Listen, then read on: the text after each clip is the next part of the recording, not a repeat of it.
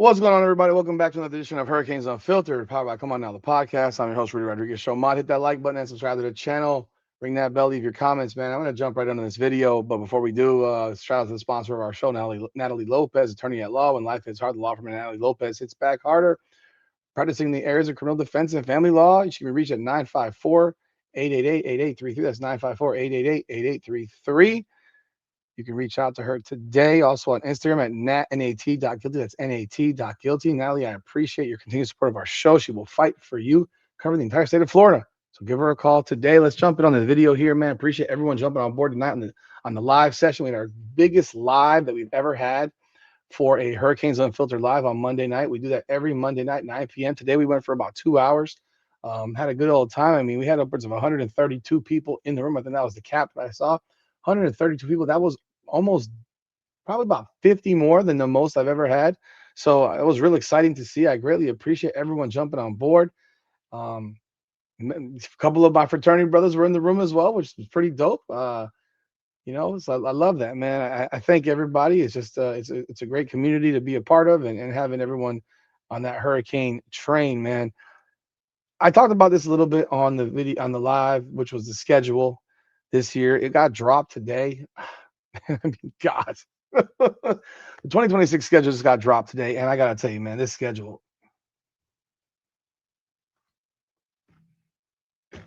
Canes can't lose. Canes cannot lose a game in the conference. Miami cannot lose an ACC game. I'm putting it out there right now. This schedule, certifiable dog shit. Like I gotta be real. Schedule is certifiable dog shit. Like that this schedule is so freaking bad. First in how it's put together, second in the teams that we're playing. I mean, it is awful, people. It is like the complete polar opposite of what we did this past season, when we played this past last season. And let's jump in on it. I mean, there's no point in waiting around. The schedule sucks. I mean, God, it's bad. Let's jump right on in, man. We got Stanford. We're opening up at Stanford, people. Stanford. God, come on, man. Stanford? Is this what we're doing? Let me do this. Let me do this.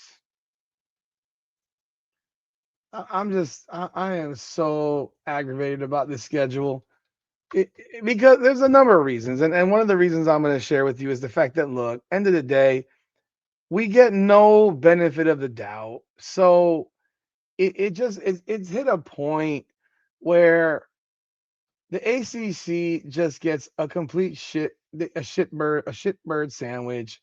You're not going to get true opportunity. You're going to get, very little wiggle room and leeway for a loss. This year, things bounced our way. We beat Notre Dame. We won all of our non-conference games that were big. Pretty much, we won them all. And then, we had some slip-ups in conference. But we played good teams throughout the even if they wanted to say that Louisville and SMU weren't good, they were. And everyone knows they were. They weren't bad teams. And, obviously we still should have won those games.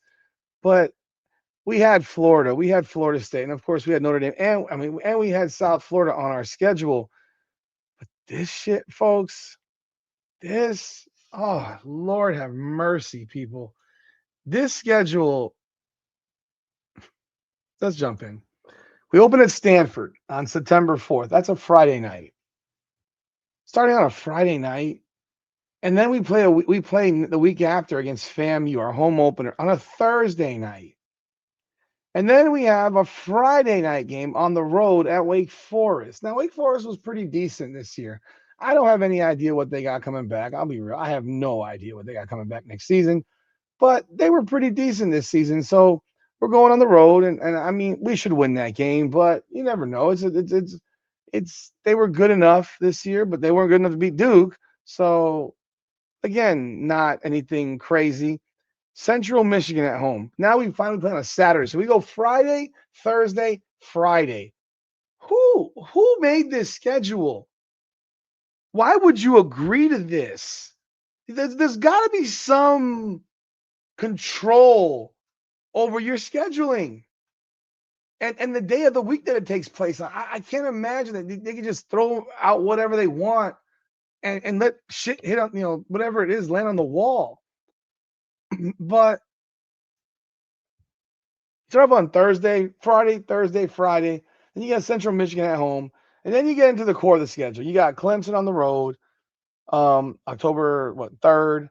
Then you got FSU on the 17th of October. You have a bye week then. Then you have Pitt at home. So FSU and Pitt back to back at home. And then you play against North Carolina.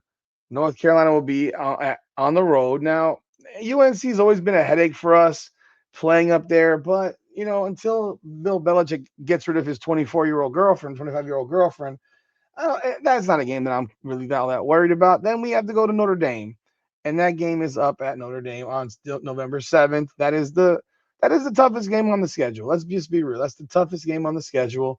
It will be in a chillier environment up at Notre Dame. They're going to have all the revenge factor in the world, ready to want to kill us, and we got to go up there and have a performance.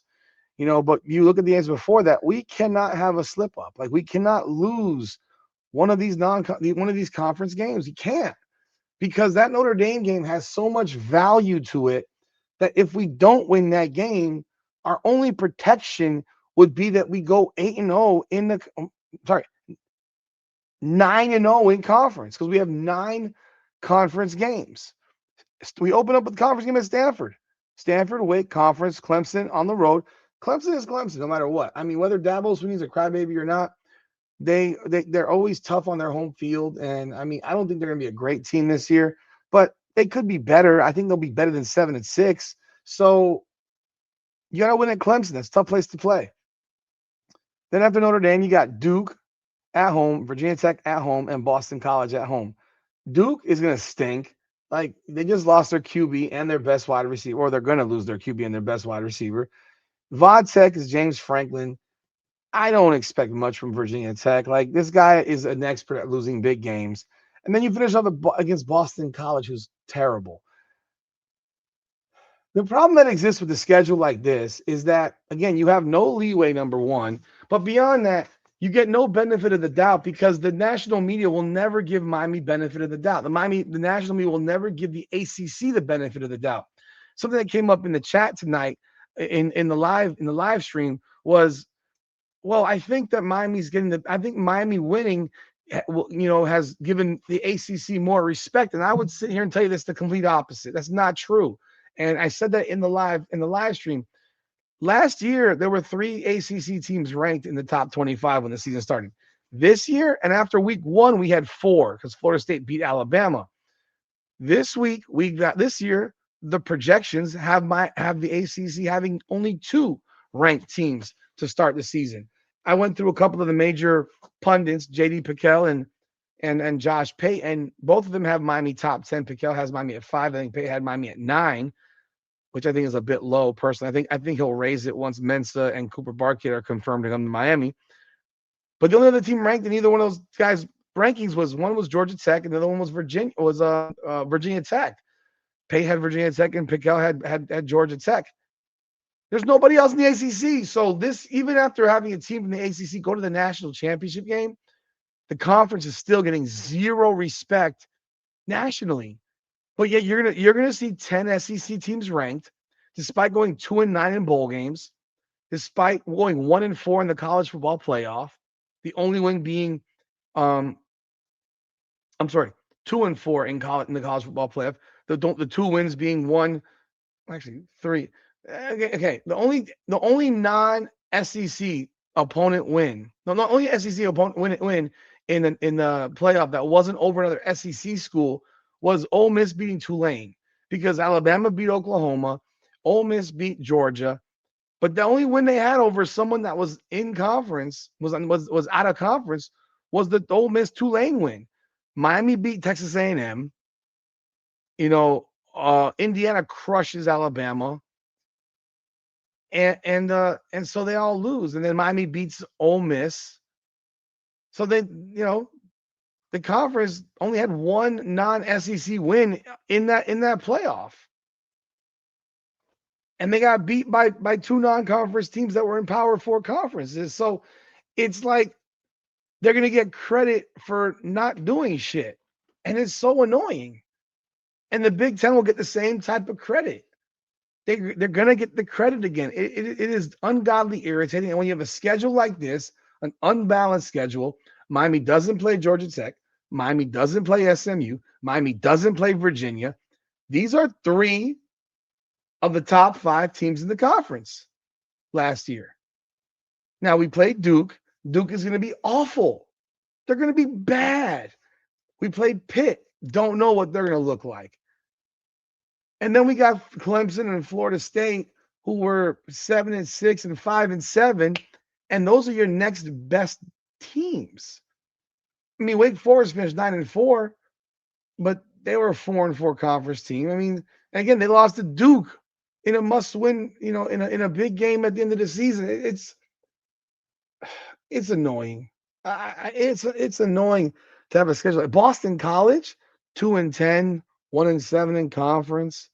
Virginia Tech was 3-9, 2-6 in conference. North Carolina was 4-8, 2-6 in conference. Stanford was 3-5, 4-8 in conference. Miami's getting the bottom of the rank, the bottom of the freaking barrel, the trash cans of the conference. And while you're going to win those games, you can't afford to slip against, Clemson on the road. You can't afford any slippage, because if you go 10-2 on this schedule next season, if you're not playing for the ACC championship, you're not going to the playoffs. Like, you're not getting an at-large bid with 2 losses with this schedule, unless you're getting an at-large bid. So unless you're in the ACC championship and you win the ACC championship, go 11-2, you're not getting in there at 10-2 as an at-large. Like, it's not going to happen. We will not, unless the ACC completely fix their tiebreak system, which we won't know until the season starts or as we get closer to it. It just is. It's a rough one, man. It is not a good schedule. We don't have any powerful non-conference games outside of Notre Dame. When we dropped South Carolina, I know that was all mutual. It hurt us more than it hurt them, because they got teams that are be ranked in the top 10, and they can play their way into they can play their way into being good if they actually are good. Miami doesn't have that. Central Michigan, FAMU. Why are we playing FAMU? Can we stop doing that? Like, can we stop playing FAMU as or one of these HBCUs as a non-conference opponent? It's a waste of time. It's a waste of time. Like, we need to. I know people don't like it, but it's better off for the ACC when Clemson or FSU are good. It is. We need them. We need one of those teams to be good.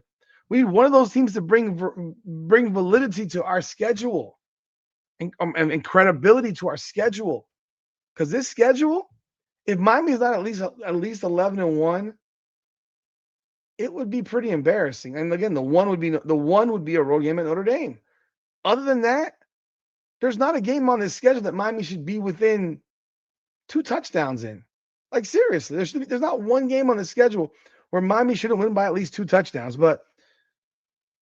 And I'll be real, I expect to go undefeated. Presuming Darian Mensah and Cooper Barkett are part of this team next year, when we're injury free going into Notre Dame, I expect to be undefeated. But this schedule sucks, man. This schedule really sucks, man. It's trash. It's trash. But y'all let me know y'all thoughts in the comments. Hit the like button and subscribe to the channel. This is Hurricanes Unfiltered, powered by Come On Now, the podcast. Come on now.